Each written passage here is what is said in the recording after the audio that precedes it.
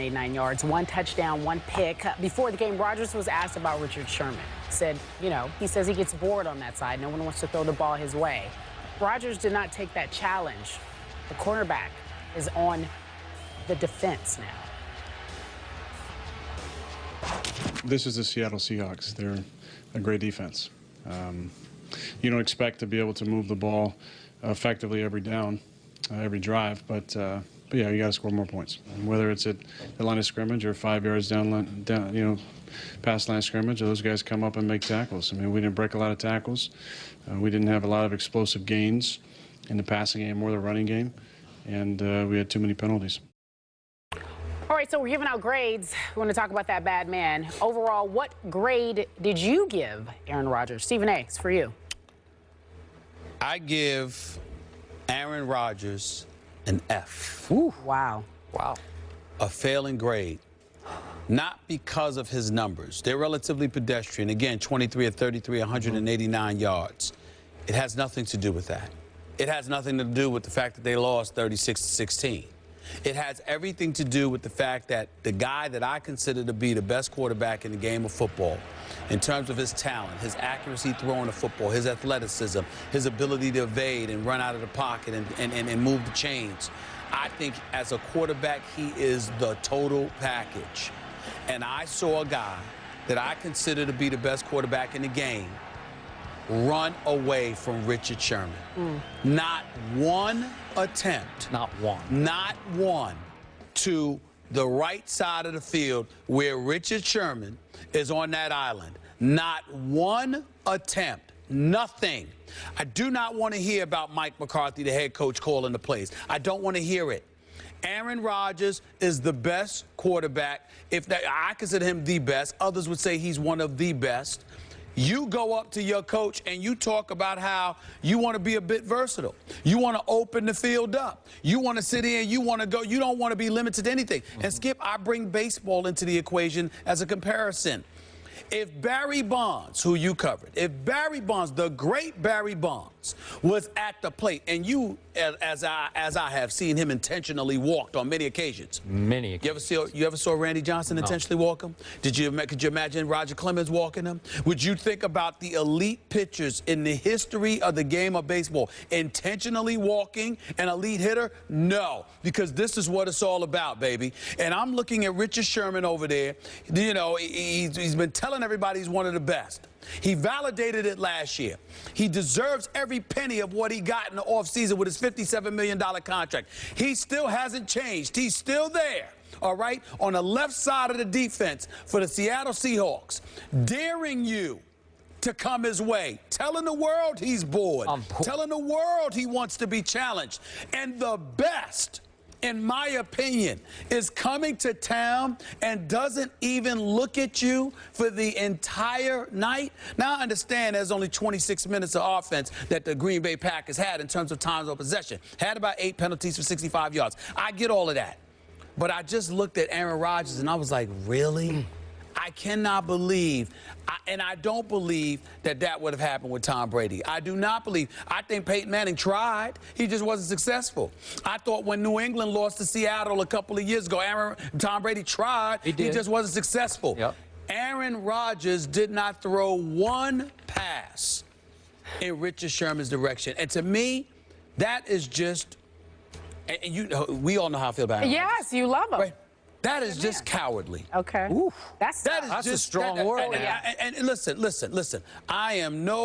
I watch the game. I've been watching the game all my life, but I don't sit here and pretend to be some aficionado. I understand that Mike McCarthy and Aaron Rodgers have more knowledge about football in their pinky than I do. But I know what I saw. Okay. And it was cowardly I know Mike McCarthy calls it, and I know he had a lot to do with it, but you are Aaron Rodgers. If you went over to that coach and told him you wanted to attack, he would have done it. I'm putting this on Aaron Rodgers, man. It's a flat-out F. I was very disappointed. Well, we weren't going to bring up this tweet, but since he went there and he gave Aaron Rodgers an F, we got to talk about the tweet Richard Sherman just sent out. Well, not just, but about 8 hours ago. It said, when you are great, you make your opponent adjust to you. You don't adjust to suit them. Again, when you are great, you make your opponent adjust to you. You don't adjust to suit them. And by the way, that quote is a slight paraphrase of a quote in Tim Grover's book, Relentless. Yep. So I'm pretty sure, because I know that they were all the defense was given those books, Relentless, this year. So I'm assuming Richard read the book because it's a great book. Yep. So it's a paraphrase, but it's a powerful paraphrase of that quote. And look, I kid you about Aaron Rodgers, but I'm going to be serious now. He's clearly in my top 4 quarterbacks. And I was just disappointed in him last night because truly, from my heart, I went into the game at 8:30. I'm sitting up on my couch, man, ready for this to happen because I thought Aaron Rodgers was just cocky enough, just supremely confident enough that his game plan would be, we're going to attack the best because we think we're better than the best, to get back to Richard Sherman's tweet and quote.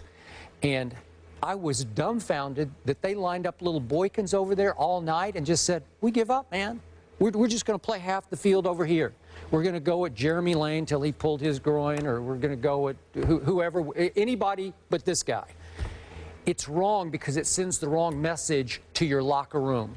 Your whole team is thinking, we're not good enough to beat them, especially at this place, at this hour of the night. And I'm not giving, I was doing A-Raj is going to be C-Raj in my book for this game. I'm going to give him a C because, again, he made some throws that are pretty good. There were a lot of dink and dunk throws, but he did lead Jordy Nelson a little too far on the one pass that got tipped up into the interception. It just wasn't, it wasn't vintage Aaron Rodgers kind of throw. Then my other issue with him, and we'll get back to not going at Richard Sherman, but on the 2 whiffs by the new right tackle, the backup tackle, they were from his front side, his vision side. And we're always talking, or at least I'm always hearing about how athletic Aaron Rodgers is, how mobile he is. Well, you can see that guy coming. You can see Cliff Averill on the ill-fated 4th down. If you're that good, you make him miss, or you get rid of the ball. He could have got the first down. Okay, somehow. And threw it. Okay. And threw it instead. Yes. Okay, you're kind of closing up deer in headlights a little bit. And then on the Michael Bennett sack, the strip fumble for the safety, you can see him. He kind of ducked inside from him. But I don't know. That's not the Aaron Rodgers that I've come to respect.